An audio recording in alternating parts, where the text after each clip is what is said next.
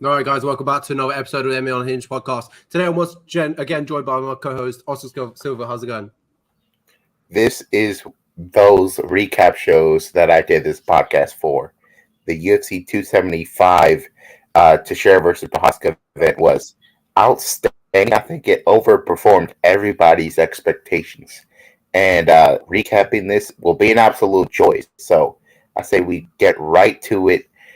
The UFC made a trip over to Kelang, Singapore, and those fans were very rowdy because they were treated to probably the fight of the year. Glover Teixeira defended the belt against Yuri Prohaska, and it appears that the defense was going to be successful until 28 seconds were left, and Yuri Prohaska grabs on a rare naked choke, almost turns into a bulldog choke, and Glover Teixeira is so exhausted that he taps. How did we get there? So in the first round, Glover Teixeira on the feet is not really getting touched that much, and then he gets some ground control, and I really thought that was going to be the rest of the fight. Glover Teixeira wrecking Prohaska on the ground. That was not the case, and both guys really toughed their way out of several positions, and the momentum kept on going back and forth, and it was very hard to see who was going to eventually win this fight. But I will say that I scored first round for Glover Teixeira. Second round, Prohaska was doing fantastic work on the feet. Then Glover gets a takedown and lands a vicious elbow. A lot of people scored it for Glover just because of that, but I scored the second for Yuri. And the third round was super back and forth, but I did give that round to Glover Teixeira once again because he was getting ground control, smashing Yuri Prohaska. And then the fourth round was a close round, but in that round in particular, we saw a lot of body work by Yuri Prohaska, a lot of body work that was wearing down Glover. When you get older, you don't need body shots the same way that you used to, and really affected Glover. He said that it tired him out, and that's what really set up the exhaustion for Glover in the fifth round. Because in the fifth round, he had Yuri Prohaska dead to rights, rocked basically out on his feet, and he goes for a guillotine, and that was a grave mistake. It really cost him there, and Yuri Prohaska was able to tough his way out of the arm triangle, and eventually Glover gave up his back because he was fighting a guy who, at the pre-fight press conference, said, "I don't play jiu-jitsu. I only look for ground and pound." So he really wasn't expecting any such an offense from Yuri, and that's why he left himself vulnerable. And Yuri surprised him. He put on a very tight rear naked choke, no hooks in, and they weren't necessary. Glover was so tired. He probably didn't know that there was 28 seconds left, and he tapped, and I was extremely shocked. This was the least predictable outcome of this fight, was it not? Yeah, it was crazy.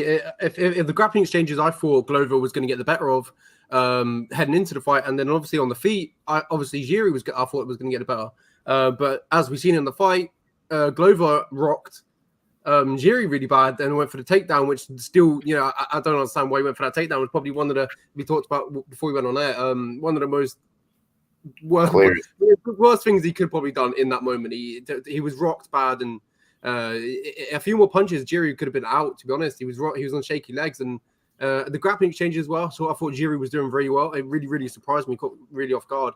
I thought Glover would maybe have his weight on the floor, control him, but it seemed differently. Jiri Prochaska is a very underrated grappler, and I think his grappling defense and is good. So it definitely caught me off guard, surprised me. And moving forward now with Jiri Prochaska, we're seeing how good his grappling and his defense is. That gives him more confidence with the matchups that I see in the future with him. But it was a fantastic fight. The Singapore got treated all week. They had was it on the road UFC? Yeah, they did. Yeah, and those events were free. Exactly. So even though there wasn't too many in attendance, but they got treated all week, and it was a fantastic event, UFC 275 to cap it off. So fantastic fight card, and obviously the main event it delivered. And as you talked about, Glover Teixeira, if he knew there was 30 seconds left, I guarantee he wouldn't have tapped. Yeah, Glover Teixeira is a guy that has absolutely no quit in him. So for him to be that tired, it lets you know that Yuri Prohaska did a really good job of wearing him out with his pace, and if Glover Teixeira was in his prime, maybe Glover still has enough left in the gas tank to fight off the choke.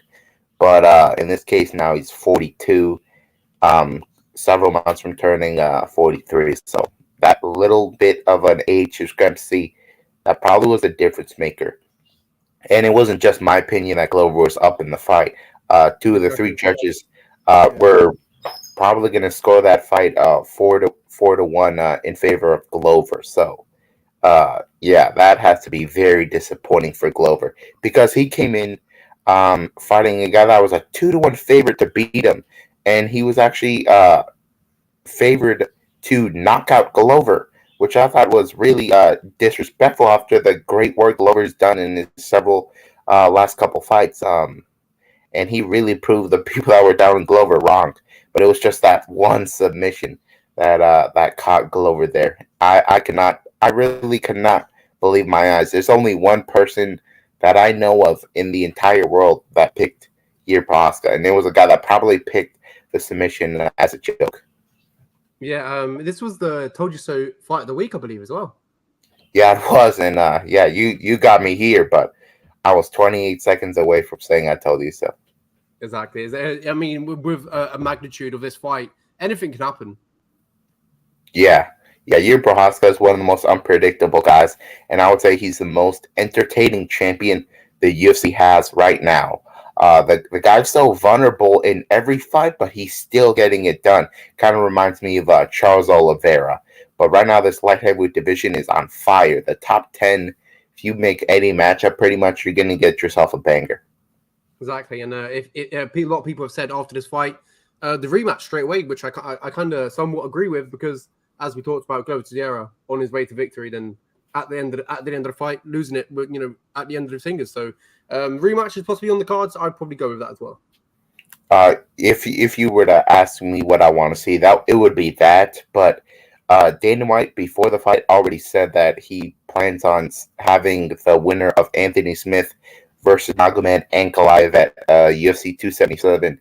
He wants to see the winner fight the champion. But hey, this fight was so good. Dana was hyped up seeing it, so maybe they run it back just because Glover is, he's got everybody's respect. But I really think that should Anthony Smith lose to Magomed Ankalaev in like devastating fashion or impressive fashion, I think Magomed will get himself that title shot. And I really think Ankalaev is going to be the guy that sits atop the division for a while. Really, I think he knocks out Jiří Procházka if they fight. 100%, I do agree. I think that's a good segue to move on to the second fight, the co-main event. And then we talked about, magnitudes of fights. This one was another big one. And Taila Santos, even though she lost, she kind of won this night. Yeah, this was a very thrilling title fight. If you look at it on paper, the fight is a bit boring, right? But when you have expectations for a fight and they're completely wrong, you get very interested. Valentina Shevchenko is somebody that the world thinks very highly of. We rarely see her in competitive fights, but for her to be in a fight where one judge scores the fight against her, that was truly shocking to me. I know Taila Santos was the beast. I give her more respect than I did Valentina's previous opponents, but I didn't know she was this good. And I also didn't know that Valentina had an injured foot, and she would probably have an off night, but that didn't matter because Shevchenko still really lost several positions against Santos.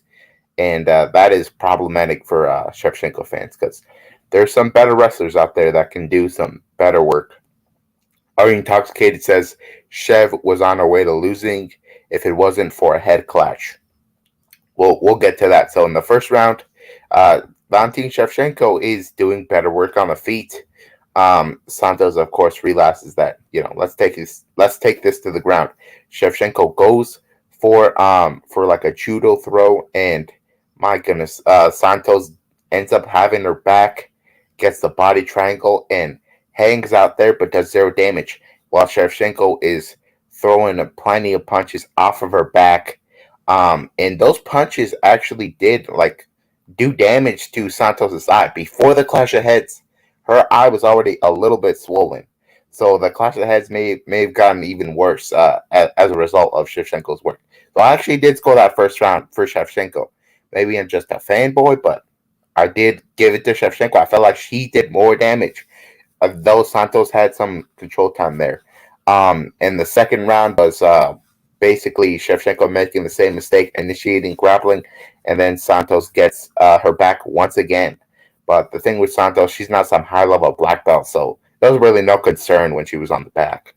And she wasn't doing anything in terms of damage in those rounds. So rounds two and three were basically the same control time for Santos. But once we get to that round, when did the head clash happen? Round 3 or round 4? Round 3, I believe. I believe it was the end of round 3. Yeah. Yeah. Heading to round 4, we see that Santos's eye is really busted up. It appears she has a broken orbital bone, and they let it go on. It goes to the 4th round, and it cleared. To me, it seemed that Santos was disheartened by taking that blow. Like when you get your orbital bone broken, a lot of fighters break in that spot, but Santos still, she was probably confident she had banked the first 3 rounds, so she still went in there and fought. She did a good job. But at the end of the day, Shevchenko was having a lot of success on the feet, especially when she was fighting a one-on woman. And in the 5th round, Santos gets a takedown again, and I thought she might have been able to bank the fight there, but Shevchenko was able to reverse position. Eventually, she gets half guard for like 2 minutes. That banks to the round. But this was a very, very close fight. Very squeaky decision. If you scored it for Santos, I don't really blame you. But I feel like this is the Gustafsson versus Jones situation where a lot of people give more credit to the challenger for the offense just because they weren't expecting much offense. So I did score this for Valentina, but Santos, she may have officially lost, but this was a legitimate win for her. Jennifer Miles got a whole lot of credit when she won 1 round. Santos arguably won 3, so I think Santos is a future champion in this division. If they have a rematch, I will pick Santos to win it. Yeah, I feel like we're going to see like a story of Ngannou. You know, Ngannou lost to Stipe Miocic the first time, and he came back, and he came the reigning champion that he is now. I feel like we're going to see the similar story with Santos losing to Valentina Shevchenko, and I feel like they're going to meet once again down the line, and we'll probably, as you talked about, probably see a different story. Santos is going to get better from this. So as we talked about, she may have lost, but this is probably the best thing that's going to happen for her in her career. She's going to learn the mistakes that she made. She had some key moments in the fight, some good positions, and I think she'll realize that she has to capitalize on these positions in the future. But the performance was fantastic, even though she lost. Santos went out there, really showed what we haven't really seen before against Shevchenko. When people fought Shevchenko, is confidence. We've never really seen a confident fighter against Shevchenko, and I feel like what we're seeing here was Santos came in there. She was brim of confidence, and it really paid. And the factor in the fight, her performance was fantastic. And as you talked about, arguably winning 3 rounds, it's definitely up there. I think the 5th round is where she lost it, though. Shevchenko just came on strong in that 5th round. I think that's where she lost it in that 5th round. And she was on a brisk of winning. If she had a little bit more, gas in that tank, who knows? And obviously, if the head clash didn't happen as well, who knows? We probably talk about Taylor Santos providing another upset in the UFC this year. We could have had 2 GOAT upsets this year. It would have been crazy. Yeah, the amount of but either way, I was still very surprised by it. It was like a moment in time where I was thinking Santos may have dethroned Shevchenko, but nonetheless, I'm very excited for Shevchenko's future, especially now that she's more vulnerable. A lot of people are now giving more of a chance to her challengers, and I think that Miesha Tate is probably next. Tony Student says Pena smokes Shevchenko now. That's a real possibility. I would say that Pena is probably a better wrestler than Talia Santos, and she's a little bigger, so who knows? But Pena did get submitted by Tremaine. Casey O'Neill, when she gets to the top 3, top 5, I think she's... I don't know about that. Casey O'Neill is super hateable, man. Yeah, she's way too young in my opinion right now. But obviously she's got to get that experience. But once Casey O'Neill gets to the top, I feel like she has the capability, the qualities to put Shevchenko maybe in bad positions like Chad Santos is, but capitalize on it as well. Yeah, I don't know enough about Casey O'Neill's skill set when she really faces adversity to say. Erin Blanchfield as well. Yeah, Aaron's got a ways to go, but yeah, Shevchenko is now vulnerable, and Miesha Tate will be a challenge, I believe, if they fight, because that was a legitimate bantamweight champion right there. So we'll move on to the next fight. Zhang Weili knocked out Joanna Jędrzejczyk with the spinning back fist in round 2. This was a wild fight from beginning to end. They basically picked off where they left off, and both started swinging letter immediately. But as we pointed out before, who had made improvements since the first fight? Zhang Weili. We've seen her make improvements in her wrestling, working at Henry Cejudo's gym. And wow, that was fantastic what Zhang Weili pulled off. She took down Joanna Jędrzejczyk, which historically is hard to do, as she stuffed takedowns for Claudia Gadeja from Sparza, and Zhang Weili got the takedown and immediately smashed her on the ground. And I really thought for a moment there that she was about to get a stoppage in the first round. That's how much ground and pound she was unleashing on Joanna Jędrzejczyk. And then Joanna gets to her feet, and they start exchanging heavy leather, but Zhang Weili clearly outstruck in that first round and obviously won it. And in the second round, it's more of the same, but it appears that Zhang Weili is definitely landing more strikes, and they're landing and they're affecting Joanna. And Joanna kept on going forward like the warrior she is, and she got clipped with a vicious spinning back fist, more the forearm that landed on Joanna's dome, and Joanna went out, man. She said she woke up on her way down. So the reason she fell away she did was she woke up and she tried to throw a punch and her legs went out from under her, and that is one of the craziest knockouts I've seen in the women's divisions ever, and it's probably the third best knockout of the year. That lets you know how crazy this year has been in terms of knockouts. But for Zhang Weili, this is the best performance of her career, I believe. Even better than when she beat Jessica Andrade in like 2 minutes in China. Zhang Weili is not a finished product yet. She looks better every time, and I think she's about to become the strawweight champion by finishing Carla Esparza in their next fight. 100%, I do agree. This is a fantastic division that we have at strawweight now. Zhang Weili, former champion, defeating a former champion. It was quite sad, bittersweet to see Joanna Jędrzejczyk, really go out like this. Yeah, Joanna Jędrzejczyk is the most accomplished strawweight of all time. She's got the most title defenses. She beat the current champion, Carla Esparza, to become the second strawweight champion. And from there, she put on some really entertaining fights. One of them being with Claudia Gadeja. That was a fantastic fight, the rematch.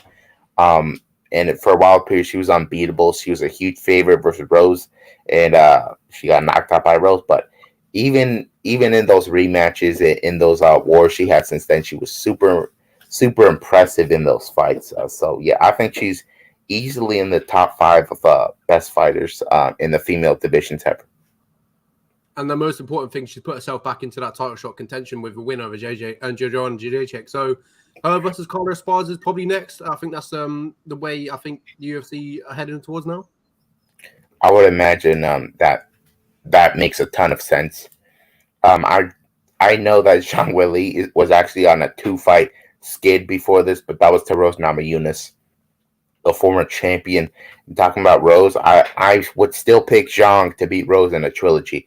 I'll just put that out there because I thought she won the second fight, and now she looks even better than she did in that second fight. So very excited for Zhang Weili's future because she looks better every time we see her.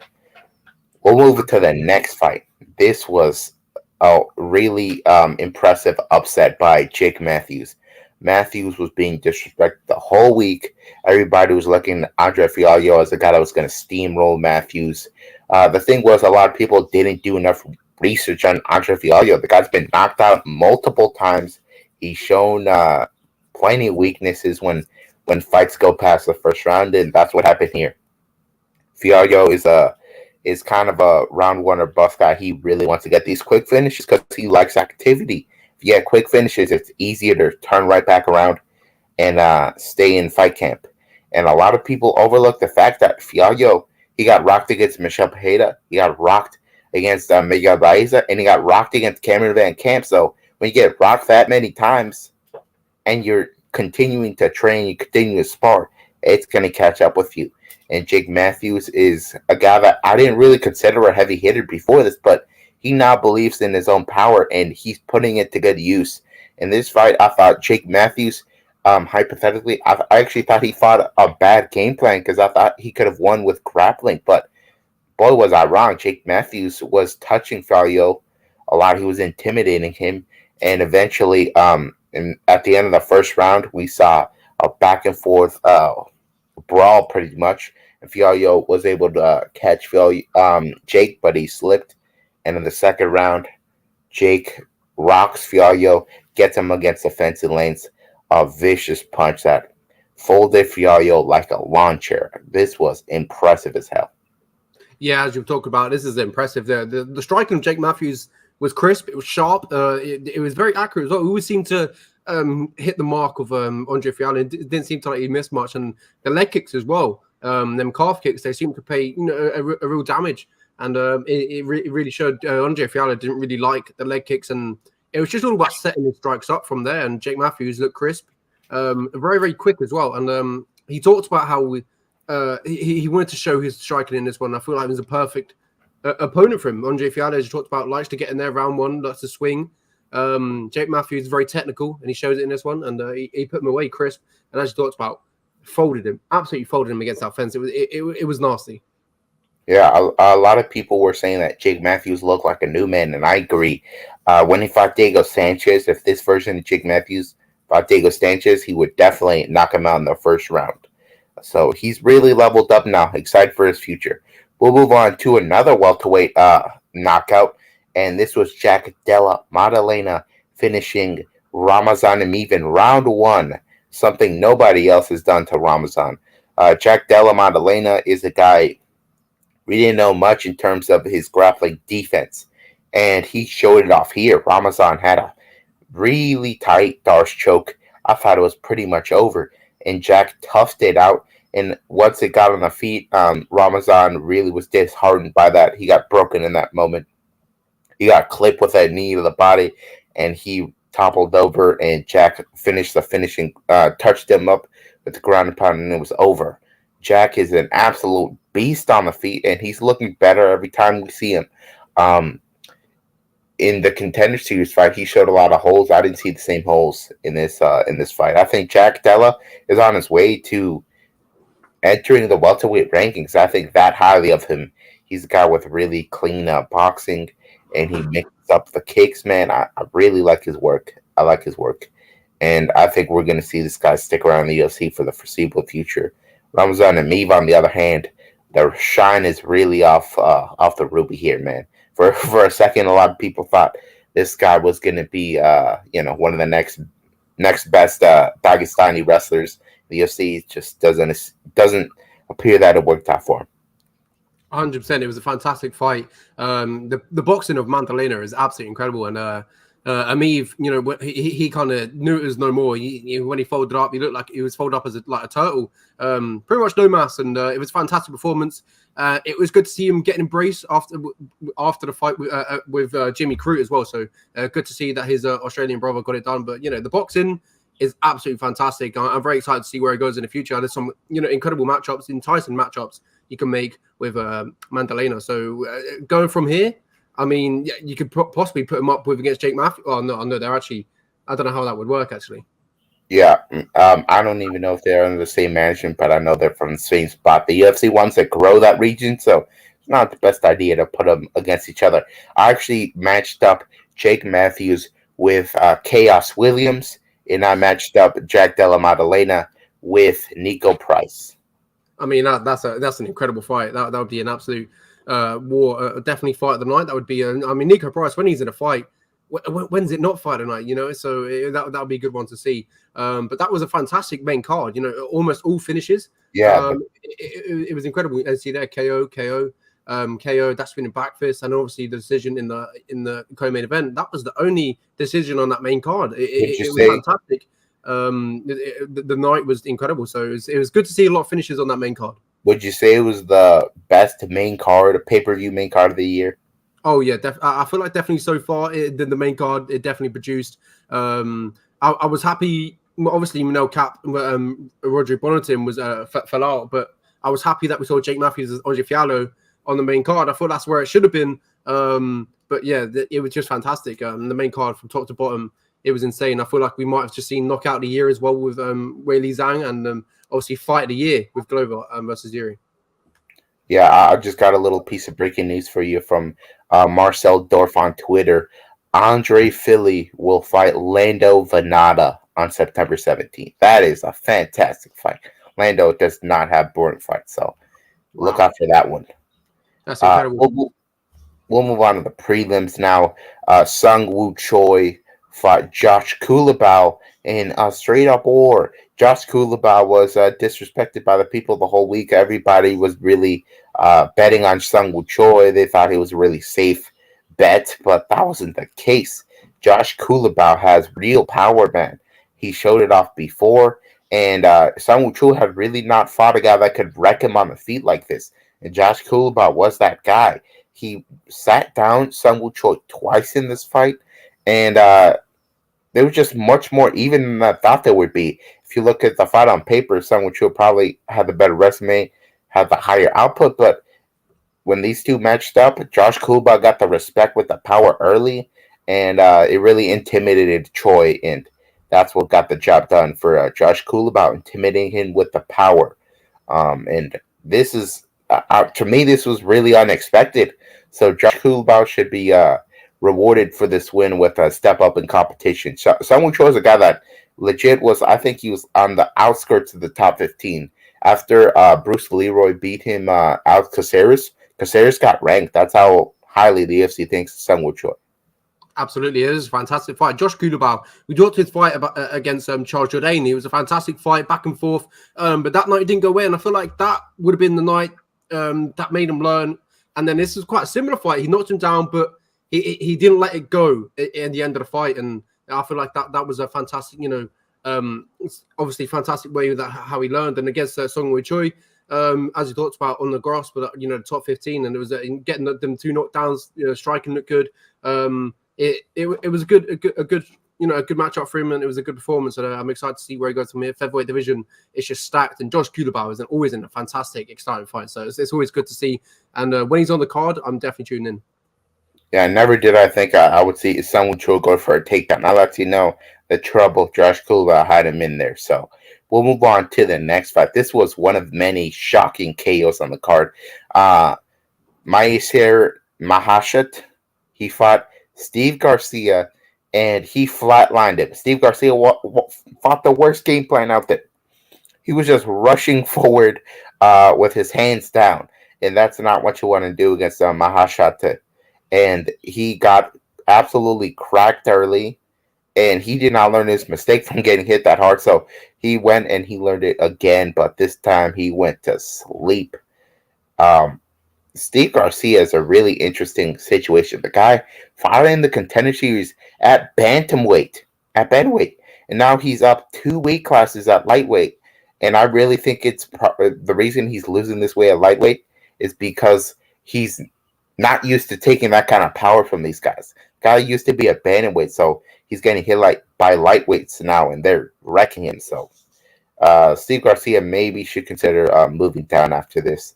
Mahashat, on the other hand, this kid is really special. When you hit that hard, when you got that great of a chin, I think his ceiling is not higher than I used to think it was. Yeah, and if I'm correct in saying, Mahashat was the only Chinese fighter to win on the Contender Series? Yeah, he was. Yeah, they had a really tough stretch. That's probably why they did road to the UFC, because let's be honest, the Chinese talent appears to be inferior in some aspects because they're not fighting that great competition. So they wanted to guarantee they got some, Asian talent. Yeah, and they just signed a Chinese heavyweight, Zhang, I believe, knocked out the British. Tokos.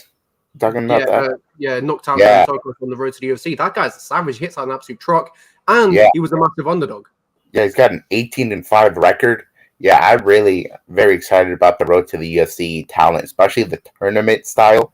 Yeah, it's going to be fun to see what those guys do in the UFC. Absolutely. Then we'll move on to a middleweight matchup between Brendan Allen versus Jacob Malkoun.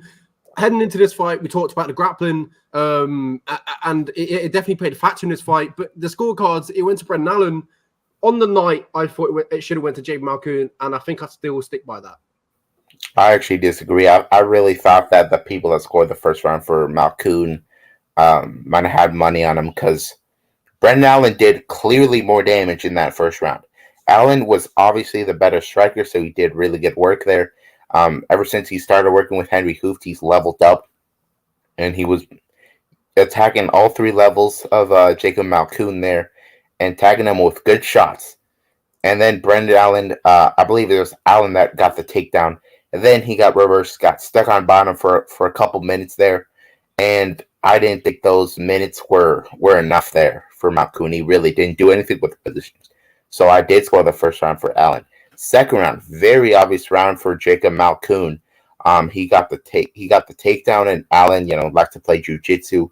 And to begin with, he's not that good of a wrestler. So this was what I was talking about in the preview when I said that Malkoun might be able to pull off the upset because Allen is happy to play jiu-jitsu, and Malkoun, on the other hand, just wants the position. So Malkoun, he still fought one hell of a fight, but in the third round, he gassed, and Allen was able to get the control on top. So Allen, I feel he underperformed in this fight.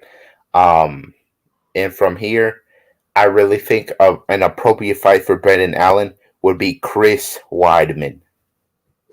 Chris Weidman. When Chris Weidman comes back, obviously that's a fantastic fight, a good match, and yet you didn't.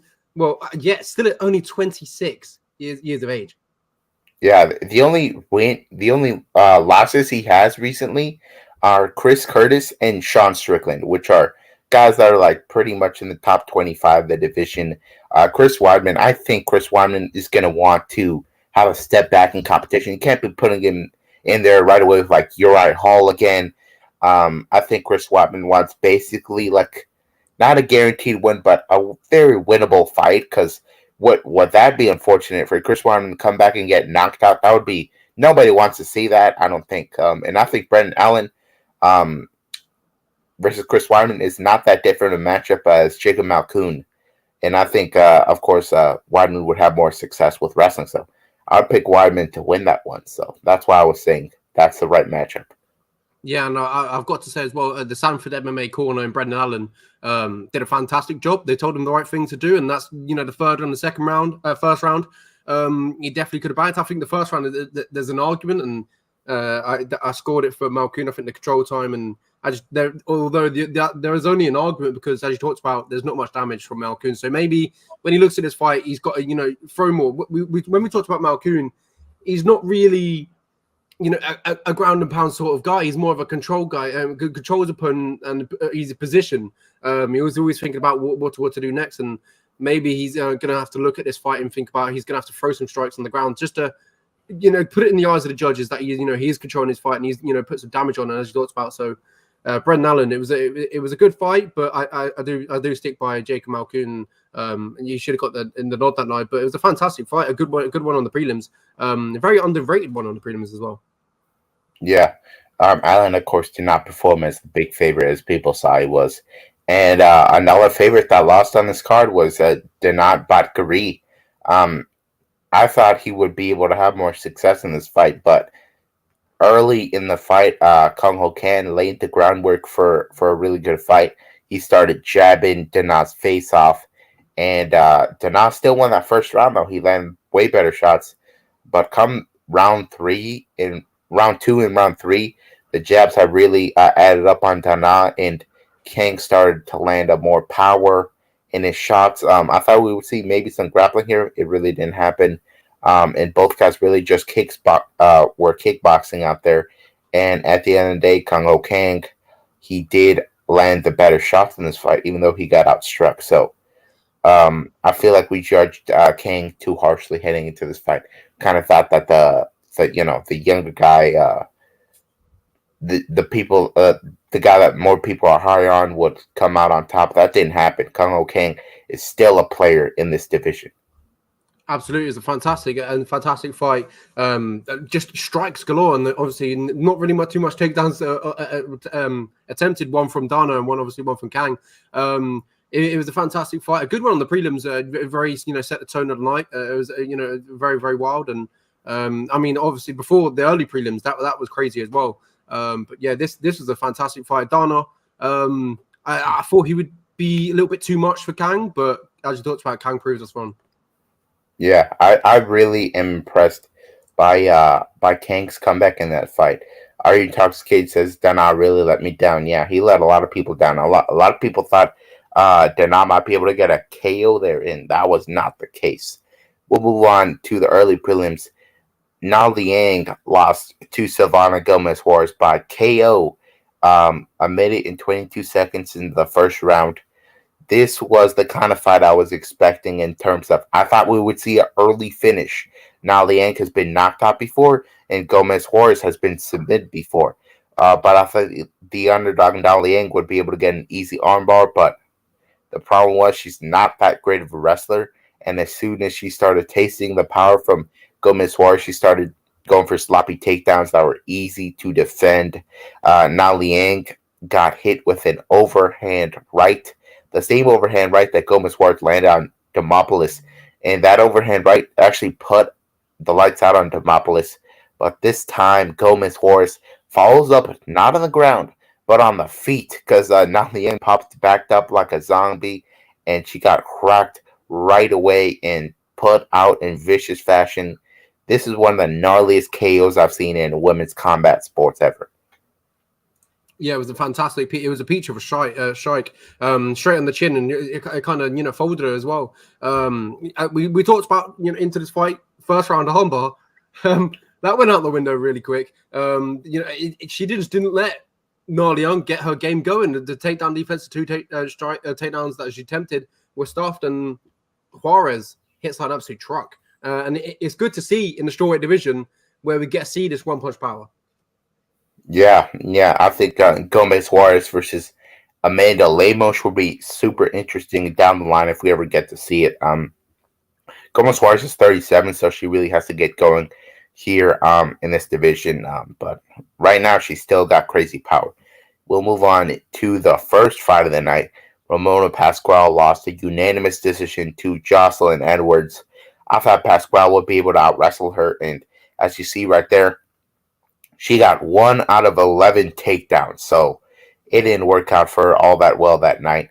Jocelyn Edwards broke the record for significant strikes landed at women's featherweight, but that doesn't tell the story of this fight. I actually thought Ramona Pascual won this fight. The first round was going Edwards' way. She was lighting up Pascual, but Pascual landed a knee that almost put down Edwards. It really hurt her. And then she lands a head kick that knocks out a lot of women in this weight class. But Edwards toughed it out. And in the second round, Edwards was out striking her, but I thought Pascual was landing slightly better shots. I did edge it to Pascual. And the second round was very clear for Edwards. Pascual was gassed, and Edwards just lit her up, and that's how she got to that striking record there. But yeah, another fight where the favorite could have won, but it just wasn't her night. Jocelyn Edwards came away with the victory. Yeah, absolutely. It was a fantastic fight. I think, obviously, you talked about the striking of Jocelyn Edwards. I talked about it last week. But it really wasn't really on display, as you talked about Pascual attempting that 1 out of 11 takedowns.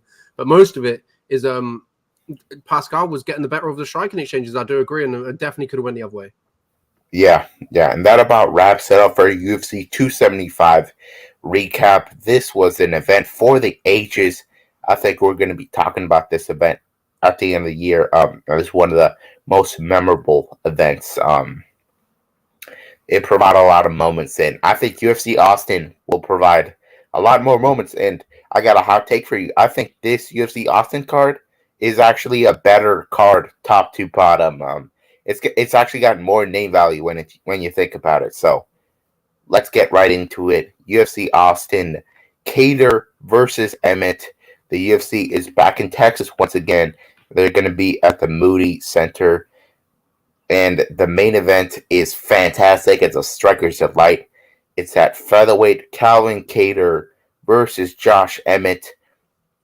These guys are looking to exchange heavy leather until we see a knockout here. And that's what I see happening on either side. I think Calvin Kattar is clearly the better striker. He's got great takedown defense, and he might have the best chin in the history of the featherweight division. When he fought Max Holloway, he got hit more than anybody else has gotten hit in a UFC fight, and the guy didn't even go down. So you're going to have to hit this guy with a sledgehammer if you want to knock him out in the UFC. And Josh Emmett, on the other hand, he's got a bomb literally tattooed on his right hand. The guy loves his overhand rights, but here's the big problem that Josh Emmett has had his whole career. He's low output usually. Because he's looking for that one punch, he's not really looking to land combos to get points to sway the judges. He wants that knockout. So this is a 5-round fight, so Josh Emmett has more time to land that bomb. But with Calvin Kattar, I just don't see him get knocked out. He fought Giga Chikadze after the Max Holloway fight, and in that fight, a lot of people thought Giga would be able to beat up Kattar, and Kattar put one of the most vicious beatings we've seen in UFC history on Giga Chikadze. That was one of the best fights of the year, but Kattar really showed off in that fight. He walked forward, threw a ton of elbows, and just wrecked Giga Chikadze. And I think Josh Emmett is not as durable as Giga Chikadze. So this is where I take you to the Josh Emmett versus Jeremy Stephens fight. Jeremy Stephens won that fight via elbows. He landed some vicious elbows and pounded out Josh Emmett for the knockout. And when Calvin Kattar fought Jeremy Stephens, what happened there? He got an elbow knockout. So I'm saying we're going to see a little bit of a circle here. I say second round elbow for Calvin Kattar knocks out Josh Emmett. And Calvin Kattar will make a statement in this fight and look to advance the rankings after this one. Yeah, 100%. I completely agree. I think Calvin Kattar, this is a perfect matchup for Calvin Kattar. It's a good matchup, striking matchup. Josh, as you talked about, Josh Emmett, his disadvantages are going to pay factor for Calvin Kattar because that's going to where he likes the volumes, there's combinations, picking his shots, and that's going to be good for Calvin Kattar because he's going to have time to pick his shots a lot more longer time. When he was fighting Giga Chikadze comes forward, throws his strikes, but as we know about Josh Emmett, he's going to sit back, wait for that big right. I just think that pays into Calvin Kattar a little bit more because he just gets to sit there, pick his strikes, and just tee off on him. I think that's what we're going to see. I think it's going to be around 4 TKO. I think Calvin Kattar is going to just land a little bit too much on Josh Emmett, and I think it's going to be in the later stages where we see Josh Emmett when he's battered up and bruised, cutted. Oh, I can't believe I said cutted. Cuts on his face, and then we're going to see maybe a potential, TKO stoppage. And I think it's going to be a good fight, a fantastic main event. But you can never rule out Josh Emmett because, as we talked about, he has that big right hand. Yeah, Josh Emmett also, if you want to point out another fight, when he fought Shane Burgos, that was one of the Fight of the Year contenders back in 2020. Josh Emmett got hit a lot in that fight. He got his ACL torn in that fight by the leg kick. So Calvin Kattar probably going to kick those legs. But if you want to talk about Josh Emmett's wrestling, he was able to control Dan Ige a lot in his last fight. But Calvin Kattar, when he fought Dan Ige, he stuffed a ton of takedowns from Dan Ige and wrecked him on the feet. Calvin Kattar is not an easy guy to overpower unless you're Max Holloway. So I think we're going to see a big stoppage from Calvin Kattar, and this should be a super exciting fight. This is exactly the kind of main event you want when you're returning to a place after a while. And these guys should put on a show. If Emmett should land that right hand, we could see Calvin Kattar be knocked out for the first time in the UFC. That would be a crazy moment. Absolutely, it would. There's a lot of possibilities in this fight, but both agreeing Calvin Kattar gets the better of Josh Emmett. I think it's going to be a late stoppage, and you're going with a elbow. Second round. I said second round. TKO. All right. Well, the crowd are going to go wild on this fight. It's definitely going to be potential for fight of the night. But the co-main event as well, I have a sneaky suspicion that they're going to deliver. I mean, when there's a fight with Donald Cerrone, how can they not deliver? Donald Cerrone versus Joe Lozon. If you put them together, surely they've got most performances inside the UFC. Yeah, these two guys are UFC legends. Donald Cerrone, what do you have to say about the guy? He's got some of the most finishes in UFC history, most head kick knockouts. He always puts on a show, but as of late, he has looked very poor. It appears that he's not in prime form anymore, and it's sad to see. But the UFC did him a favor. They're not giving him the Tony Fergusons, the Nico Prices of the world.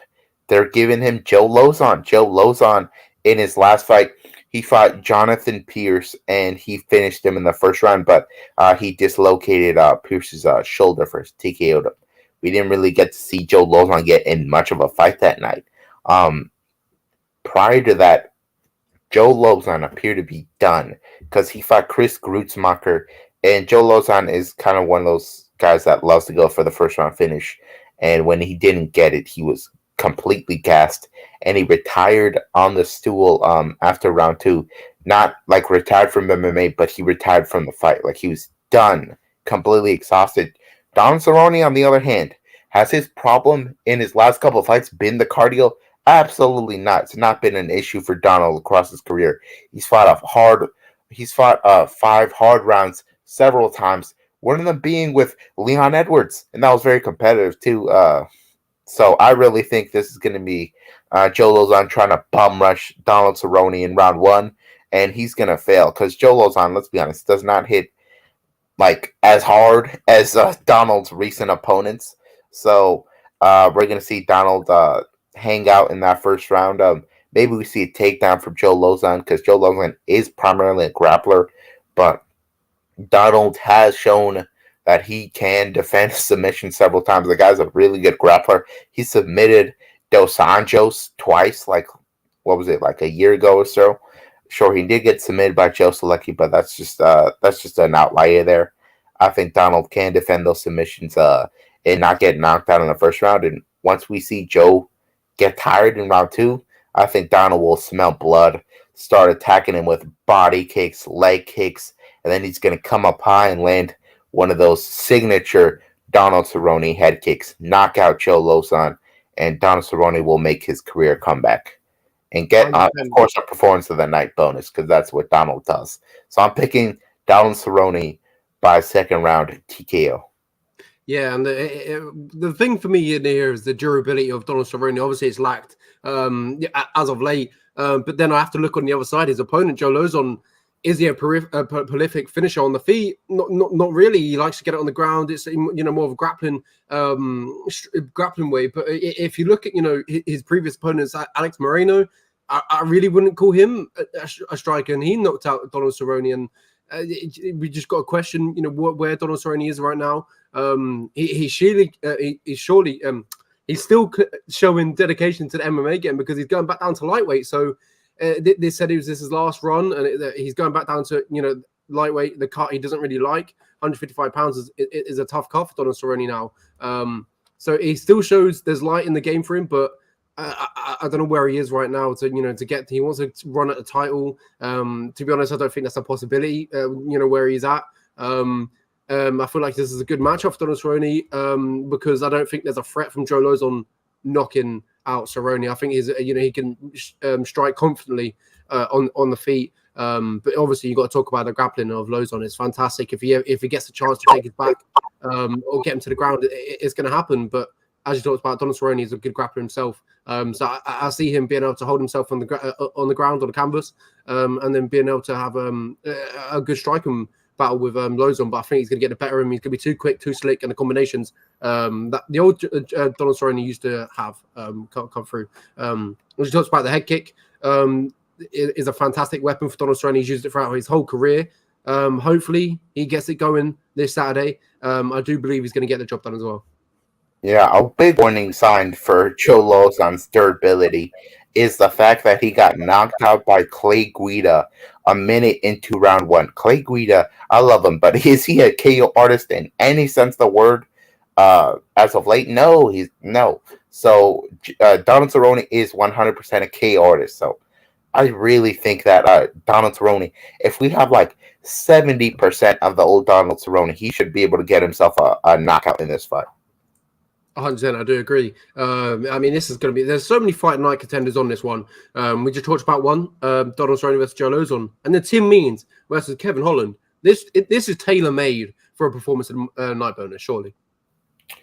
Dude, I'm telling you, Tim Means, this is the kind of matchup you want to give Kevin Holland.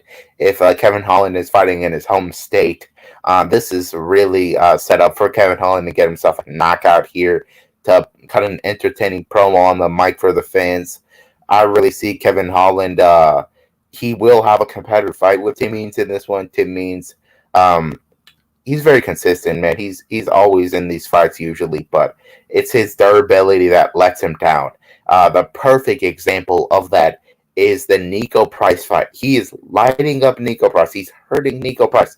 One punch lands from Nico Price. Tim Means goes down and gets knocked out. Tim Means his durability just it's not really reliable at all. And when you're fighting a guy in Kevin Holland who was a very successful middleweight, knocking out legitimate middleweights, one of them being Jacare Souza off of his back. I don't think Tim Means can eat clean shots from Kevin Holland. And I'm pretty confident that Kevin Holland will land one of them because Tim Means is primarily a striker, so he's going to be going into that fire, and he's not coming out of that fire conscious, if you ask me. Tim Means has a really interesting history in the UFC. He is on a 3-fight win streak, wins over Nicholas Dalby, Mike Perry, and Laureano Staropoli.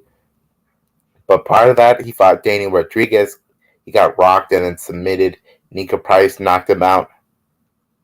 And the Nico Price knockout was just a red flag there. I think that Kevin Holland hits harder than Nico Price. I know Kevin Holland in his fight with Alex Cowboy Oliveira, he did get rocked in that first round. He got taken down.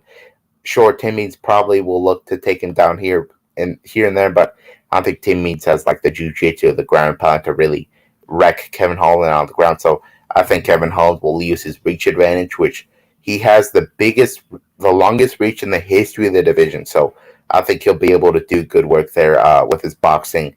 And I say at the end of the first round, he lands the finishing blow, knocks out Tim Means. Yeah, I think the first round is it's always a weird round for Kevin Holland. You don't know what he's going to get. You don't know whether he's going to start fast. He's going to start slow. In the last fight against Alex Oliveira, the first round, Oliveira was looking fantastic, and then in the second round, all it took was him to get a little bit woken up, getting told what to do, and he came out in 32 seconds in. He gets that knockout. So I do see a similar situation. I see that first round bit a little bit challenging for Kevin Holland. Maybe seeing what Tim Means has to offer, and then in that second round, that's where he really gets his game going. And I see a second round KO, and I think he's going to flatline Tim Means. If Tim Means wants to win this fight, I think there's the best chances of a round 1 KO, but I just don't see that happening. I think Kevin Holland is going to catch him in the second round, and it's going to be lights out. Yeah, I agree with you there, Kevin Holland. We'll put on our show, get a performance of the night bonus. We'll move on to the next fight, Joaquin Buckley versus Albert Duraev. This is a fascinating matchup here. Joaquin Buckley is best known for having the best KO in UFC history, the spinning wheel kick. We've never seen anything like it. He landed that against our former Contender Series product. And since then, he's just worked his way up, and he's looked pretty good in these fights. Sure, that Alessio Di Chirico fight, that was really awful, honestly, but I don't think Duraev is capable of doing that kind of a head kick. He's more of a wrestler. Obviously, he's got the visuals that you would expect for a guy of his style. He's got the neck beard. He's got the vicious ground pound, the submissions. But it is a concern when you're fighting in your UFC debut and you get straight up dropped. I thought that fight was over there for a second. That was a crazy war he had in his UFC debut. But I just don't see Buckley landing enough to knock out Duraev. I do think Duraev will get hurt in this fight, but Derive, as I said, he's already showed that he can survive in these fights, and Buckley has shown such a deficiency on the ground. When he fought Abdul Razak Al Hassan, he was so tired in that third round that he got taken down and held down by Abdul Razak Al Hassan, who's never done that to anybody in the UFC. And also, the cardio advantage definitely goes to Derive in this fight. But I will say that that this is not a fight you want to bet on because, as I said, Buckley has dynamite in his hands. But when you look at this stylistically, Derive better grappler, and Buckley doesn't have all the great ground game. So I will say I'll say second round submission for Derive. I think Derive takes down Buckley. He gets full mount, beats up Buckley, bruises him up, and Buckley has to turn around, give up his back, and he's going to get hit with a rear naked choke. So second round submission for Derive will be my pick. Yeah, I've got to agree with you. I think Derive is going to get this one job done. If you talk about, Joaquin Buckley, you talked about, the cardio issues in his last fight, getting knocked out against Alessa De Chirico by head kick. There's definitely some issues that Joaquin Buckley needs to work on. And I think it's just, the wrestling. I think he's going to go in there and get wrestled by Albert Derive, obviously, because he's a fantastic wrestler. But I just think he's going to be too much for Joaquin Buckley. And I think in that round 1, round 2, Buckley will be controlled, and then I think in that round 3, that's where they're going to be the opening for the submission. I think Albert Derive is going to get it. He's going to get under the neck, probably flatten him out, and probably get a rear naked choke. That's the way I see it going. But Buckley is entertaining. He likes to throw strikes with everything he's got. Not the most prettiest of strikes. They're not very technical, but it works for his style. He gets the job done. We've seen him get knockouts against Jordan Wright, Impa. Obviously, that the famous knockout. But it's either like not many decisions on his record. It's either he gets finished or he finishes opponents. Yes, he went to a decision in his last fight against Abdul Razak Al Hassan, but there's not many on there. I do expect to finish in this one, and I think it's going to be Albert Derive. I think he's going to get a submission or maybe a ground and pound finish in the third round. Yeah, I really think this is a spot where Derive probably should win, but as we mentioned, Buckley can land that finishing blow whenever. Derive also, outside the UFC, has beaten UFC guys. He fought Sergey Handoshko, and that was at welterweight. So these are actually two guys that used to be welterweights, now at middleweight. So this is good matchmaking by the UFC. He did get knocked out 3 times before. Ramazan Ameev knocked him out. Fomenko knocked him out, and Takov knocked him out. So the durability is not always there for Derive, but I think on that night he will be able to weather the storm and have a ton of success in the grappling realm. And I will pick him to win via second round submission. We'll move on to the next fight. This is an absolute fascinating fight at lightweight. These are two guys that would get ranked in most other divisions. Damir Ismagulov is taking on Guram Kutaladze, and these are two guys that are really good grapplers. But on the Guram side, Guram is more of a striker, I would say. Guram is really a guy that you want to look out for because he's got a fantastic record, and he's the only guy to beat a guy that's headlining a card in a couple of weeks. The name's slipping me. Mateusz Gamrot. Yeah, Mateusz Gamrot. He's the only guy to beat him. And the UFC in their UFC debuts, they fought each other, and he's the guy that came out on top. Even he says he lost that split decision, though. But nonetheless, if you're having a competitive fight with him, you're a top of the food chain kind of guy. And Damir, on the other hand, is no slouch. He's got a fantastic record, and in the UFC, he's unbeaten. He's got wins over Thiago Moises, Joel Alvarez, and Rafael Alves. He's an absolute beast, man. But he has not gotten the respect that he deserves because of inactivity. And that's really been his main problem. If he stayed active, I think this guy would be hanging on the top 15 right now. Another name he beat in the UFC was Alex Georges. But this guy is on a really good trajectory, and he's a favorite in this fight.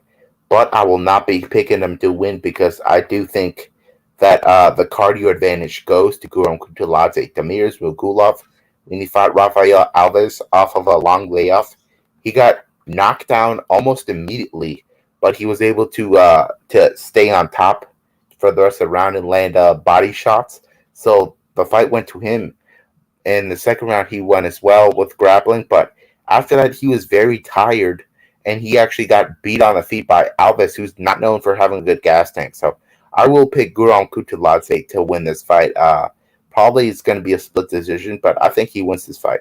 I think he has the higher ceiling, in my opinion. Yeah, I've got to agree with you. A perfect word there, higher ceiling. As you talked about, in his debut, Matthias Gamrot versus Guram Kutateladze stepped in a short notice. Matthias Gamrot was scheduled to face I forgot his name. I can't remember either. Hold on, I'll get it in 2 seconds. Magomed Mustaev. Yeah, Mustaev. Yeah. Mustaev, yeah, there you go. And then obviously Guram steps in at short notice, and we saw how good he is. The potential of Guram is phenomenal. As he talks about the wrestling, but not it doesn't really use it. Hasn't threw a takedown actually inside the UFC at the moment. So is there potential that one gets thrown this weekend? I believe not. I think this one's going to be a good striking matchup. I believe both guys won't want to go for a takedown because they know how good each other are on the mat. So, but if it stays on the feet, I'm going to favor Guram. Guram is a fantastic kickboxer. It's phenomenal how his style works. Inside MMA, we really saw it shine in the Matthias Gamrot fight. But the only problem is, activity, and we haven't seen him since that fight, which was over. I can't even think. 2020. Now 2022, early state, midway through 2022. But I see him, being able to go into this fight against, as you talked about, Imagulov is a fantastic fighter. Going to pose some trouble for Guram. Another fantastic fight. He has been handed a death row since he's got inside the UFC. So, but I see him coming through. I think he's going to get the job done. Guram has got, as you talked about, the higher ceiling. I think he's got the better potential. And I think he's just got more ways to victory when it comes to standing as well. I think he's got the better combination, the better strikes, and just the better striking. I think he's going to be able to mix up better than Ismagulov and land them crisp. Guram also has one of the best training partners right now to train for this, Hamzat Chimaev. He trains out of the All Stars gym in Sweden. So for this matchup in particular, I believe he will be well prepared to defend the takedowns and on the feet. I think he'll have a lot of success. Both guys are very talented everywhere, but I will give the edge to Kutateladze in that fight. We'll move on to this fight right here at middleweight. Julian Marquez versus Gregory RoboCop Rodriguez. This will be the fight of the night. I'm calling it right now. Julian Marquez, in his last fight, he really was up against Sam Alvey. We thought Sam Alvey was going to be done after that fight, and I actually picked Sam Alvey to win just because Julian Marquez is super hittable, and Sam Alvey does hit hard. And for a moment there, I was right. Sam Alvey was able to buckle Julian Marquez's legs, but Sam Alvey, his durability is fading as well. So in that fight, Julian Marquez came out on top and got himself a technical submission via rear naked choke. But I really see this as a much tougher fight at Sam Alvey, quite honestly.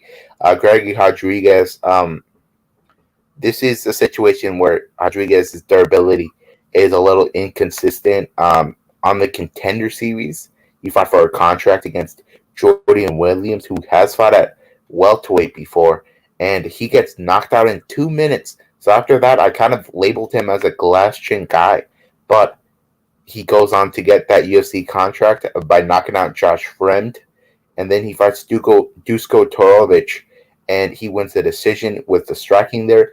And then he fought Jung Young Park, and that fight was super entertaining. Jung Young Park almost knocked out Rodriguez, and then he stays in the pocket for too long, and Rodriguez is the guy that gets himself the standing TKO.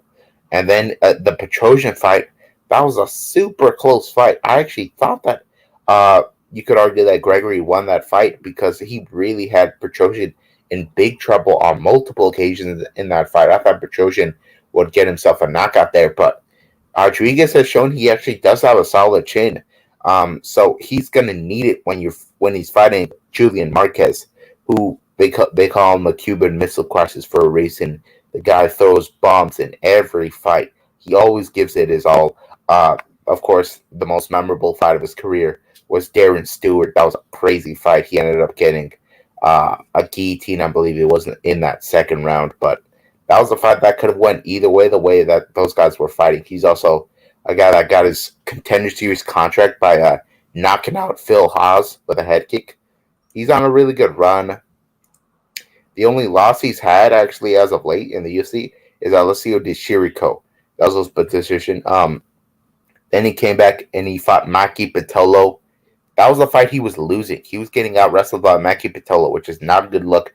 Pitolo is not a wrestler, but Pitolo did get tired because he's not used to wrestling, and he got choked out with an anaconda choke. And Greg Rodriguez is a jiu-jitsu champion. And I think Marquez, if he gets rocked, will probably engage in grappling. So I think Greg Rodriguez can definitely put Marquez in some compromising situations on the ground, and I will pick him to win via third round submission. I think Marquez stays in the pocket for too long with Rodriguez, and I think Rodriguez finds himself getting Marquez rocked, and I think he jumps on a submission, and I think he gets it. I think Marquez is getting too much confidence in his submissions, especially when he gets hurt. So I think Greg Rodriguez will humble him here and get a submission. Yeah, I've got to agree with you. If you look at the competition, obviously Julian Marquez face, obviously got that win against Darren Stewart. Look at the win, obviously in the Dana White Contender Series against the knockout win against Phil Hawes. You've probably seen, the clip go around social media of Dana White's reaction, and then obviously Maki Pitolo, Sam Alvey, a lot of finishes in his career. I think this one is tailor-made for another finish. I think it's going to go either way. I'm liking the Julian Marquez side, but I also like the RoboCop side. I think if it goes grappling, I think Robo can get the better of Julian Marquez. But I think if it stays on the feet, I do believe Marquez can catch a RoboCop and potentially knock him down. Then as we see a similar situation that we've seen with Sam Alvey when he got him in that front choke and. That image still scares me because it's ridiculous. I don't know how Sam Alvey's still inside the UFC, but whatever he has against Dana White and the UFC it's incredible. But yeah, I think this is a good matchup for either men. I do like the Julian Marquez side. And that's what I'm going to go for. You talk about RoboCop all the time, and I feel like this is where. I'm gonna learn my lesson because you always tell me how good he is, and I feel like this might be the told you so far of the week. I'm gonna go Julian Marquez, and I think I'm gonna go for a round one. Wow. TKO or KO. Wow, I think that's a real possibility because, as I said, Rodriguez sometimes he doesn't really show up with a chin. So I think this is going to be a barn burner. As I said, this is going to be your fight of the night, and I think we're going to see a finish either way here. I really know that both guys that Marquez has a really great chin, but Gregory hits that hard, he might be able to crack that chin. We'll move on to the prelims now, and these prelims are fantastic as well. We got Adrian Yanez in the prelims, and he's taking on Tony Kelly. I don't think a lot of people are Tony Kelly fans as of late, and I think they'll be very happy watching Adrian Yanez put an absolute beating on Tony Kelly. I'm going to say Adrian Yanez gets himself a third-round TKO. Tony Kelly, in his UFC career, he's fought Kai Kamaka III, and in that fight, he lost the decision. Kai Kamaka had a power edge in that fight, and it was just a brawl, and Kai Kamaka was landing the heavier shot, so that's how he won that fight. And then Tony Kelly, he takes a little break, and he fights, who was it? Ali Al-Qazi. And that was a very interesting fight. Tony Kelly was having more success on the feet, but Al-Qazi was giving him all kinds of problems on the ground. He was getting grappled there, but that won't really matter in this fight. Then he fights Randy Costa. Randy Costa was fighting All Mike himself. Costa's, round one or bust. And in that fight, he tried to pace himself. Didn't work out for him. Tony Kelly really pieced him up and got a second round TKO. Yanez is the best boxer Tony Kelly just fought. He's the most accurate striker he's fought. Tony Kelly will probably try to grapple after he gets tagged up, but he's not that great of a wrestler. and Giannis has defended takedowns from Gustavo Lopez, a better wrestler. So I think Giannis will jab his face off and put together combos. And I say in the third round, the damage starts to pile up, and Giannis gets himself a third round TKO in his home state of Texas. Yeah, absolutely. I do agree. And Tony Kelly actually called for this fight after the Randy Costa performance. So they went back and forth on Twitter. Adrian Yanez had some words to say after Tony Kelly was in the corner of a fighter. I can't remember. And he said something about a Brazilian fighter. I can't remember. And then obviously there's a little bit of spite in there, and I think that's going to gear up about Adrian Yanez. We talked about how good Adrian Yanez is. If you look at the level of competition he's fought, David Grant, a split decision, it was a fantastic fight. Randy Costa, a knockout, that was a fantastic fight. Gustavo Lopez, phenomenal, and obviously that head kick against Victor Rodriguez. There's a lot of finishes in his UFC career so far, and I think there's going to be another one. I think it's going to start Tony Kelly. And I think he's going to be in either round 1 or it's going to be the end of round 3. I'm really high on Adrian Yanez. I think his boxing is really good. I think his kickboxing, his kicks, and the way he mixes it all up, I think he's just perfect. The way he flows. When he's confident and he's flowing, I think that's the most dangerous Adrian Yanez, and that's what we're going to get. I think we're going to get a full flowing Adrian Yanez, and just getting his combinations going. And I think Tony Kelly's going to probably be in a bad way after this fight. Yeah, I have to agree with you there. The Tony Kelly haters are going to have a field day with this one. Yanez probably gives himself a bonus as well. I think Yanez should be an even bigger favorite because he's just that good of a striker. We'll move on to the women's flyweight clash between Jazz Davicius versus Natalia Silva. Jasmine, in her UFC debut, showed off her wrestling. She fought, who was it? I'm forgetting the name. Kay Hansen? Yeah, Kay Hansen. She fought Kay Hansen. In that fight, she got takedowns. She got ground and pound. She's got a long reach, so she can land really good ground and pound too. I really like her game as a whole, and on the feet, she's got really serviceable striking. Her takedown threat is a real factor there. Natalia Silva, on the other hand, is probably going to be looking to do some work off of her back when she gets taken down, but I'm not quite sure it's as effective. Her game is as effective as Kay Hansen's game. I think Kay Hansen is a really good grappler, but she was unable to really do much off of her back there. Natalia Silva is mainly a grappler. In her last 2 fights, she won via armbar. Part of that, she won via armbar. She's going to look for an armbar in this fight. And not that Kay Hansen might have been able to get herself that armbar. She did not. So I'm not going to count on Natalia Silva to get that armbar on the feet. Should be competitive, but I think Jazz Davicius will be able to edge it out there. I think Jazz Davicius gets herself a decision in this fight quite comfortably. Jazz Davicius is somebody that will give a lot of women problems in this division with her wrestling. I'm going to go with the more experienced. Obviously the Jazz Davicius, she's fought inside the UFC. That's really what I'm going on here. I haven't seen Silva. I haven't seen really much tape on her. As you talked about the armbars, a lot of submissions. But I'm going to go with someone who's fought inside the UFC, had that experience, and that's what we're really going to see. Unless Silva is a world beater, but I haven't really heard too much about her coming into this fight, so I'm not too sure. But I'm going to go with Jazz Davicius in this one. As you talked about, I've seen her inside the UFC. I've seen her fight. She's impressive. The only loss that comes to Ellis Reed, I believe. And she's put on some good performances. I definitely like her in this fight. The striking is good, and you talked about the grappling as well. She's well rounded, and I think that she's going to really put it into display.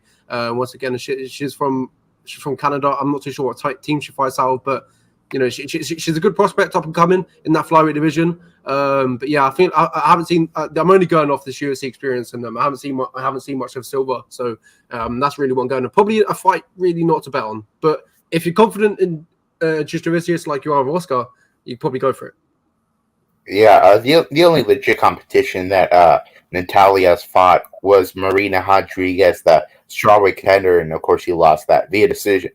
So I think she'll tough this fight out and lose the decision here. We'll move on to the next fight at welterweight. The fact that these guys are on the prelims pretty wild. Court McGee taking on Jeremiah Wells. Court McGee, of course, won the Ultimate Fighter back in the day. He has a win over Robert Whitaker at welterweight. And he's just been really consistent, man. And he probably had the best performance of his career in his last fight. against Ramiz Brahima. He got a knockdown in that fight, and he controlled the entire fight up against the fence, got takedowns. He really dominated that fight, beginning to end everywhere. But against Jeremiah Wells, he's fighting a guy that's much I would say he's physically stronger, he's quicker, younger, faster. I think this is a fight where Wells should be a bigger favorite because I think that he can knock out McGee quite early here. Wells is extremely explosive. He fought Warley Alves. Warley Alves is a way better striker than Court McGee, and he blasted him and knocked him out. I think Wells is a beast.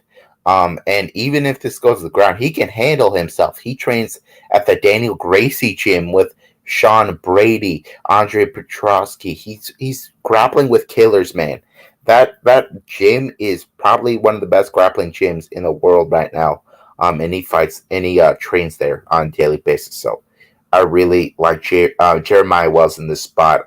I think he'll knock out Court McGee. Court McGee got dropped against Carlos Condit. When he fought him there, he got a nose broken. I think Court McGee is truly outmatched in this fight. If you want to see example of Wells' great grappling, he fought Blood Diamond. Blood Diamond, of course, has pretty much no ground game, and he mauled him, man. He looked insanely good in that fight. Got himself an arm triangle technical submission. I think he really will destroy Court McGee here, and I say he gets himself a first round KO. Yeah, you talked about Jeremiah Wells' speed, and he put it on full display in his last fight against Blood Diamond when he ran around the cage in the first 2 seconds and then fell. So that was a fantastic little clip. But yeah, and then obviously Blood Diamond tried to finish or try and go in there for strike, and then obviously took him down, and that was the end of that. So if you look at Court McGee, the last time he got finished was against Santiago Ponzinibbio, was back in 2016. So but after that, a lot of unanimous decisions, a few splits, but a very hard guy to put away. As you talked about, he got dropped against Carlos Condit. But do I see Jeremiah Wells, being able to put him away? Obviously, you talked about the power. You put it on full display against Warley Alvarez with that right hook and the ground and pound. Then obviously Blood Diamond, he didn't really get to show the power, but he showed how good his grappling is.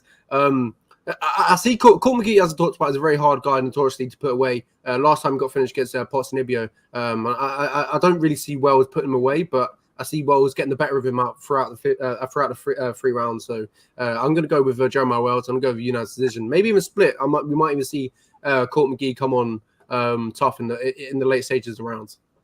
The reason Court McGee hasn't been getting finished in these fights is not because he's not fighting good strikers. It's because the strikers he does fight, they don't have a ton of pop. He fought Sean Strickland. Strickland is more of a decision guy. Sean Brady, of course, more of a grappler. A lot of grapplers. So they're not going to look to knock him out. Jeremiah Wells will. And Jeremiah trains with Sean Brady, who beat Court McGee by unanimous decision. So he will get some tips there. And I think Wells will have a lot of success striking it. He will get a knockout. We'll move on to the next fight. Ricardo Ramos versus Danny Chavez, our guy. I think this will be a very fun fight. Both guys are fun strikers to watch, but I think Ramos does have himself a wrestling edge here. He trains at Alpha Male, of course, notoriously good wrestling gym. He's got good jiu-jitsu. Danny Chavez, on the other hand, he likes those leg kicks. He likes the head kicks. He trains at MMA Masters with Colby Covington. This should be a fun fight, but I will give Ramos the edge.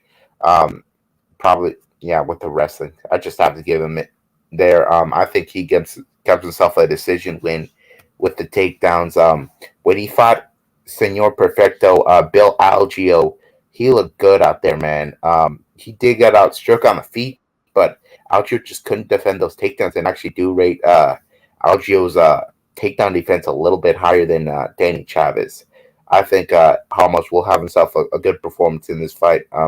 In his last fight, he fought Zabair Tehugov, and he rocked him in that first round. But Tehugov, of course, a really talented wrestler, so there wasn't much he could do on that front. But when he fought, who was it? Eduardo Garagori, he really mauled him. He got himself a first round submission. Also has a win over Journey Newsome. a win over Congo Kang, Amen Zahabi. He's got really quality wins, man. And I think he's fought better caliber competition than Danny Chavez, who his best win is only win in the UFC, I believe it is TJ Brown. I think Ricardo Ramos will probably have Chavez outmatched here and win the decision. Yeah, and obviously in his last fight against Danny Chavez's last fight is against Kai Kamako, who ultimately got released after that fight, and definitely an argument that Kai Kamako won that fight. So Yeah, he could be on a 2-fight losing streak. Obviously it was a draw, and then the UFC made a crazy decision to release Kai Kamako. I still probably should have still should have been inside the UFC, but yeah, it was a weird decision to make. But as you talked about, Danny Chavez versus Ricardo Ramos, this is a good fight. Striker versus a grappling matchup. This is what we got here. I mean, for Danny Chavez, he's probably got one of the best grapplers to have in his camp. Colby Covington. They've probably drilled over and over. But Ricardo Ramos and Colby Covington, very two different grapplers. One's control time, one's was submission. So I do see Ricardo Ramos getting the better of him on the grappling, obviously, and I see him getting the back very, very, very quickly. The submission, the backpack position, I think like the rear naked choke is there, maybe even an armbar as well. I like the armbar, but Ricardo Ramos, he talks about his grappling, and I think that's what's going to be the difference. I think it's just going to be way too much for Danny Chavez on the ground, and he's going to get submission. Oh, I would love to see that there. Ramos is not gotten the finish in a bit there, so that would be one hell of a statement. We'll move on to the next fight at women's strawweight. Maria Oliveira versus Gloria De Paula. Maria Oliveira is a very interesting fighter because I'm not exactly sure she's UFC caliber, but she still found her way to the UFC anyway. And in her first fight, she fought Tabitha Ricci, and I give her no chance there. But I will give her credit. She didn't get submitted, but she got straight up dominated. She fought Marina Rodriguez in the Contender Series back in the day in 2018, got knocked out in round 1. She doesn't have a ton of heart, I will say that, because the Rodriguez fight, as soon as she started getting hit hard, she really just gave up there. And she's fighting a girl with great striking too, Gloria De Paula. In her last fight, she really showed it off there. It was her first UFC win, and I thought she would get a step up in competition because, let's be honest, she's got a pretty winnable fight in here. I think she will light up Maria Oliveira. Maria Oliveira is mainly a striker. On the ground, she doesn't have all that much to offer offensively. So I think this is a fight where Gloria De Paula can strike with more security and have a lot of volume here and win a decision here. Maybe a late stoppage, but Gloria De Paula has not shown that much of a finishing ability. So I'll say she gets herself a decision here. This is not like the Jinyu Frey matchup where she was going to get taken out constantly. Shawn Blissman's fight where she got knocked out with a head kick. It's just a much more easier fight than the Diana Belbita fight. So I think she gets an easy decision here. Yeah, you talked about Oliveira not being used to caliber. If you look at her, the wins that she has outside of outside of the UFC. Before she came to the UFC, it was a win over an 0-1, 0-0. Before she was on a Contender Series, she fought on Ryzen. She lost against Azakura, and then she beat 3-3, 0-5.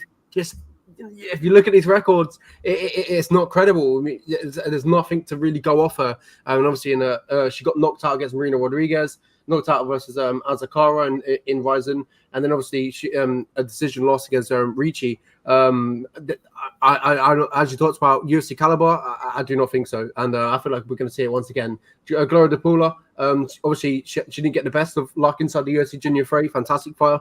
Vlismus has potential, and obviously then about Belbita, she got the job done, but I feel like it's going to be 2 back-to-back wins for her. I do see her having the better of striking, the better grappling, but we've seen crazy things happen in women's MMA, but I believe this one's going to go Gloria De Paula's way. There's not much for me to go off Oliveira. There's not much me confidence to have on Oliveira. So, yeah, I'm going with Gloria De Paula. I'm going to go decision. And I never really like going for finishes unless it's the top level of MMA for women.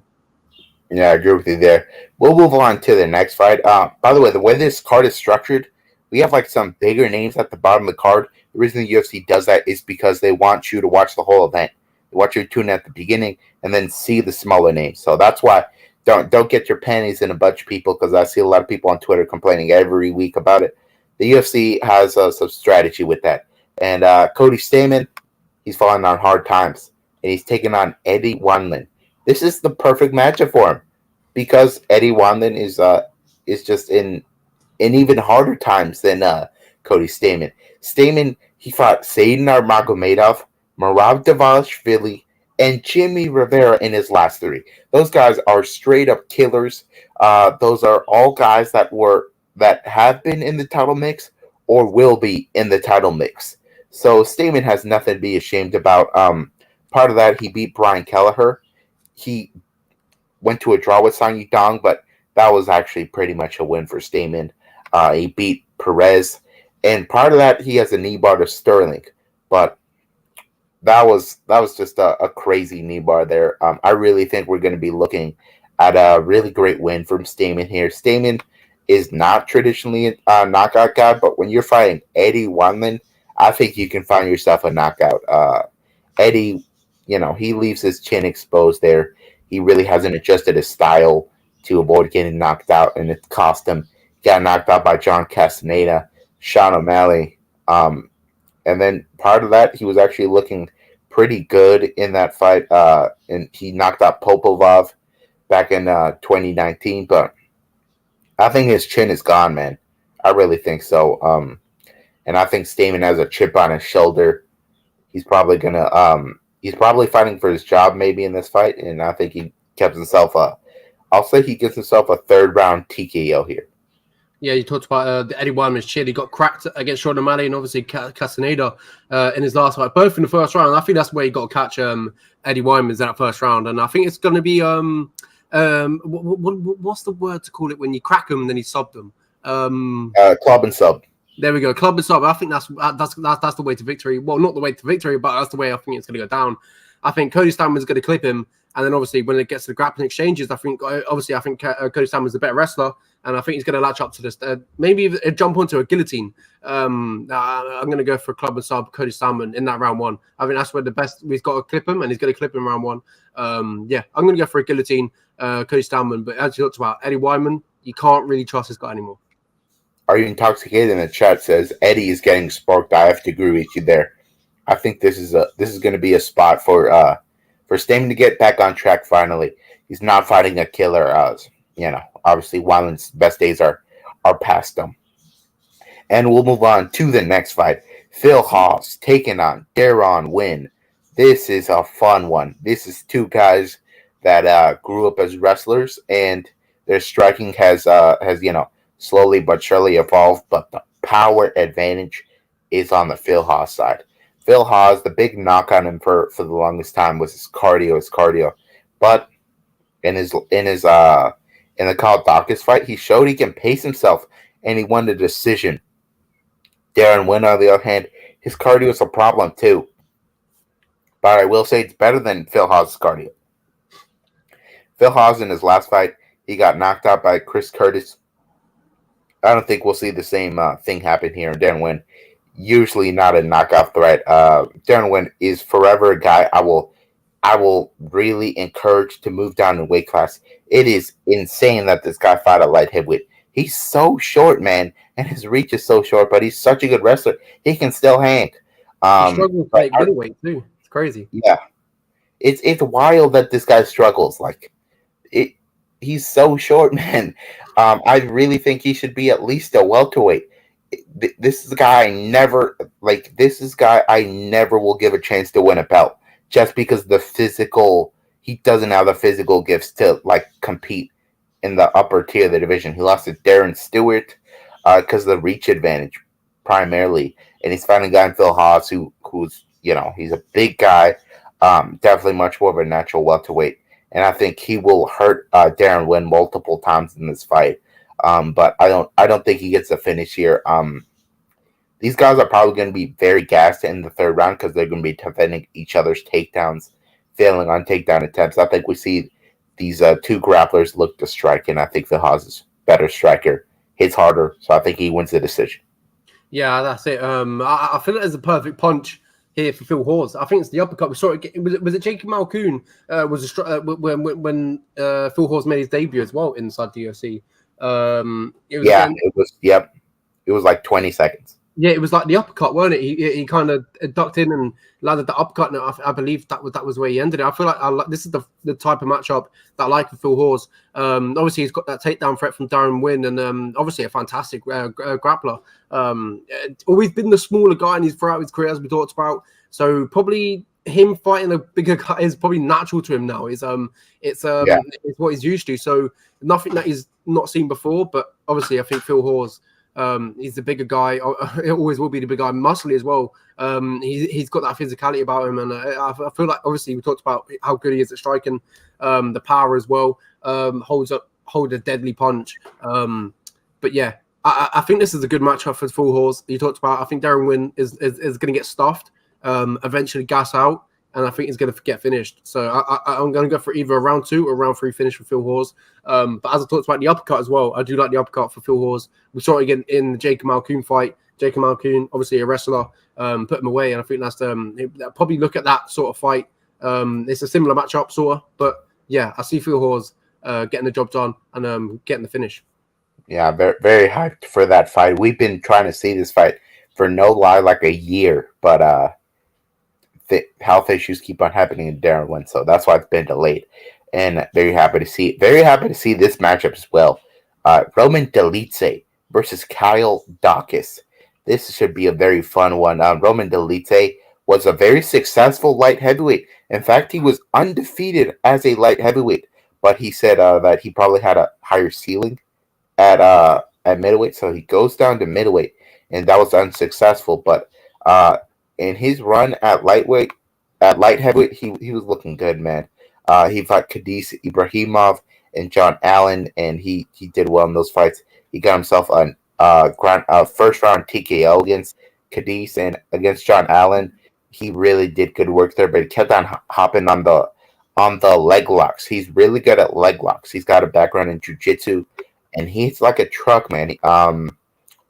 Part of the UFC was starching everybody, but at the UFC level, he's struggling more. The Giles fight was not a good fight.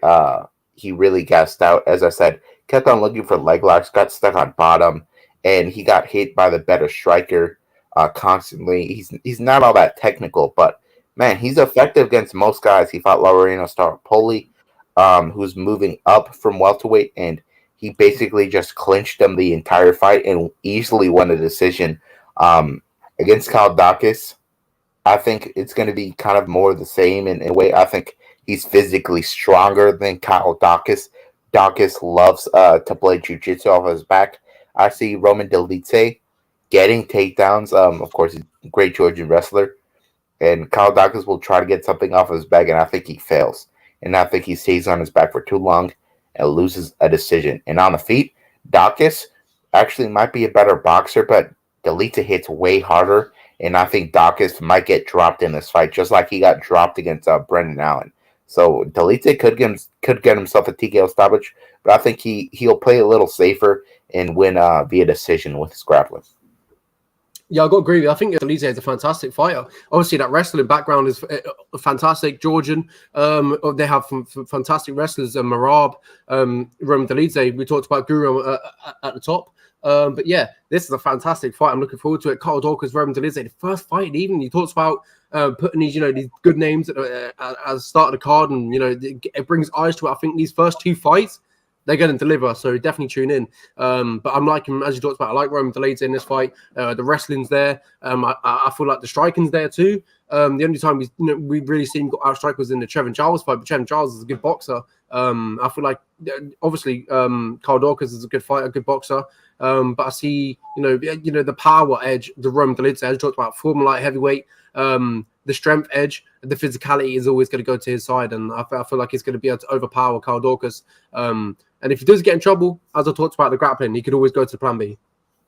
Yeah, I agree with you there. And you know what's crazy? Dolidze is an underdog in that fight.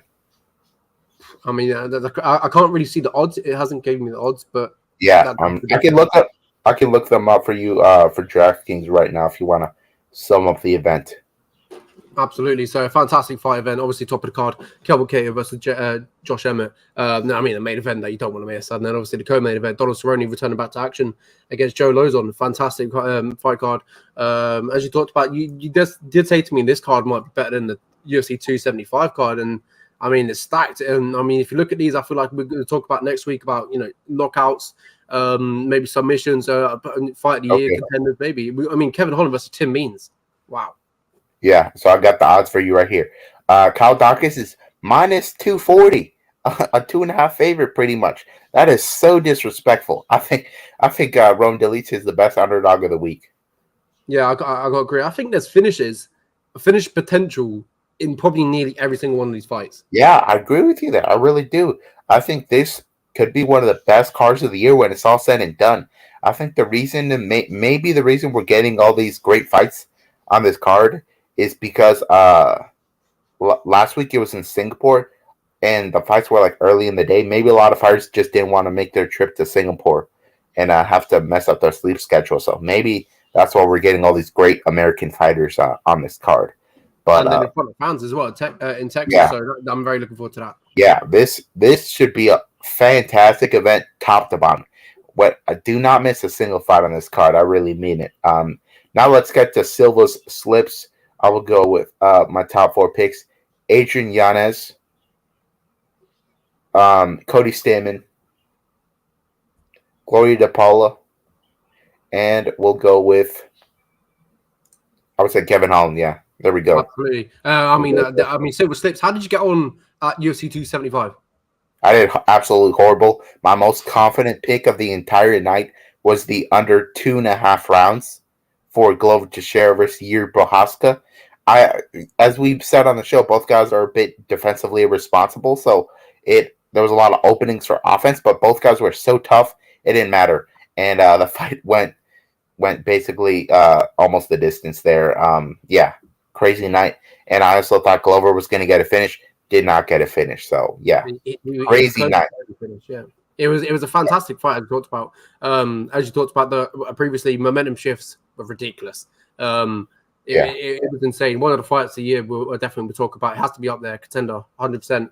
But yeah, what a fantastic episode. We've been here for 1 hour and 37 minutes. Talked about UFC 75, and obviously we talked about UFC Fight Night, Cater versus Emmett. We're in for a good night, a good weekend this weekend for fights. Make sure you tune in next week where we talk about it all. We get a recap it, and then what card is it next week we get to talk about? We get to talk about UFC Vegas 57, I believe it is. It's going to be the return of Arman Tsarukyan versus Mateusz Gamrot. That card, top to bottom, is a complete treat as well.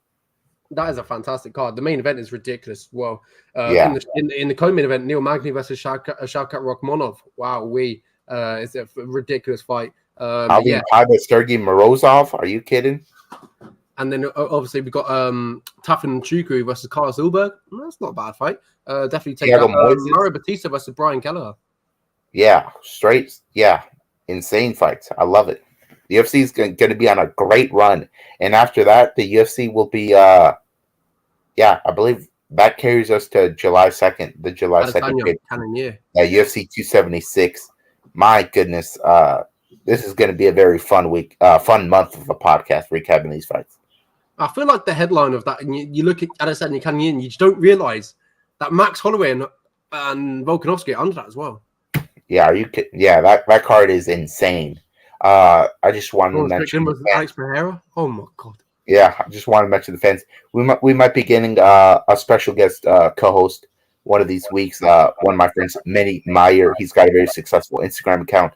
He's an aspiring journalist, aspiring MMA manager. So yeah, he does a podcast of his own. So I would like to get him on here at some point.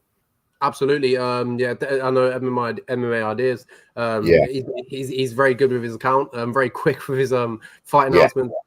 Dude's a savage. So yeah, we'll definitely get him on, try and get him on. But yeah, thank you all for joining us. This has been a fantastic episode. We've been on for way too long. Make sure you all tune in next week where we talk about what happened this weekend, and then also we talk about UFC Fight Night, Mateusz Gamrot versus Arman Tsarukyan. It's a fantastic fight card. We get to talk about it. I definitely feel like it's gonna be a lot of talking points this weekend's fight to talk about next week. So make sure you tune next week, Tuesday, either 12 p.m. Central and either 6 p.m. British summertime. There we go. Got there in the end. Yes, make sure you tune in next week. We're going to talk about it all. Thank you for joining me, and we see you all next week.